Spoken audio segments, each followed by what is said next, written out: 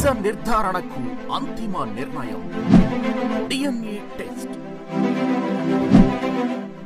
ఉన్నది ఉన్నట్లుగా వాస్తవాలను శోధించి వివరించే మన డిఎన్ఏ టీవీ, మన రాష్ట్రం, మన ఛానల్. రాజకీయాల్లో శాశ్వత శత్రువులు, శాశ్వత మిత్రులు అనేది ఉండరు అనేది సహజంగా మనకి వినిపిస్తున్నటువంటి వర్షను అదే జరుగుతున్న పరిస్థితి అయితే స్పష్టంగా కనపడుతుంది. దాంట్లో భాగంగానే ఇవాళ జరుగుతున్నటువంటి రాజకీయ పరిణామాలు, రాజకీయ చేరికలు, లేకపోతే రాజకీయ పలకరింపులు ఏవైతే ఉన్నాయో అవన్నీ కూడా ఖచ్చితంగా శాశ్వత శత్రువులు, శాశ్వత మిత్రులు అనేవారు ఉండరు అనేది చెప్పడానికైతే ఉదాహరణగా చెప్పుకోవచ్చు.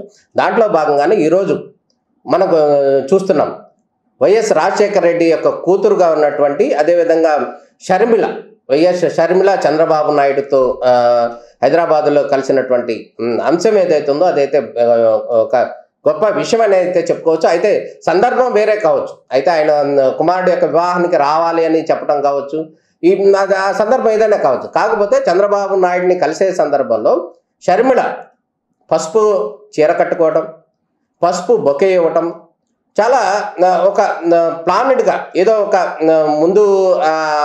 ముందుకు సంబంధించి ముందు భవిష్యత్తు ఆలోచించి జరుగుతున్నటువంటి అంశంగా కనపడుతుందని చెప్పి విశ్లేషణ చేసుకోవాల్సిన అవసరం కనపడుతుంది.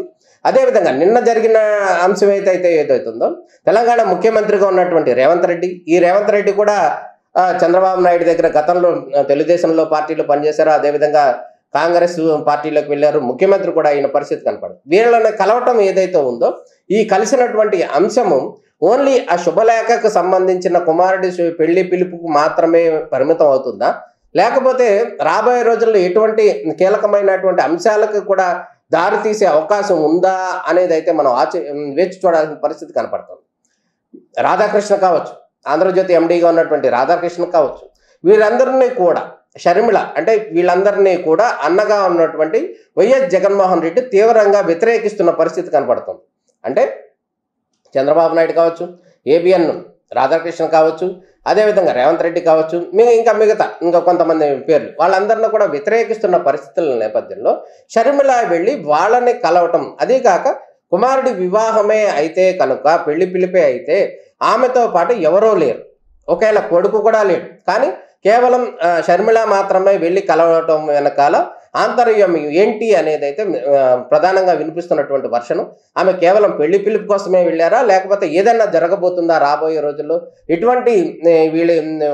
ఎటువంటి సంబంధాలు కొనసాగుతాయి, అదేవిధంగా ఎటువంటి తెరచాటు సన్నిహిత సంబంధాలు అంటే దాని అర్థం రాజకీయాలకు సంబంధించినటువంటి ఎటువంటి సంబంధాలు కొనసాగుతాయి, ఎవరికి మద్దతు ఇస్తారు అనే అంశానికి సంబంధించినటువంటి అంశాలు అయితే తెర మీదకి వస్తున్న పరిస్థితి కనపడుతుంది. ఓవరాల్గా కనుక గమనించినట్టయితే ఇక్కడ షర్మిల యొక్క రాజకీయ చతురతని మనం భావించాలా, లేకపోతే అన్న యొక్క శత్రువులుగా ఉన్నటువంటి వారిని చెల్లిగా ఉన్నటువంటి షర్మిల వెళ్ళి కలవటం, దీన్ని ఎట్లా అర్థం చేసుకోవాలి, ఇది ఒక పెద్ద హాట్ టాపిక్గా ఉన్నటువంటి పరిస్థితి అయితే కనబడుతుంది.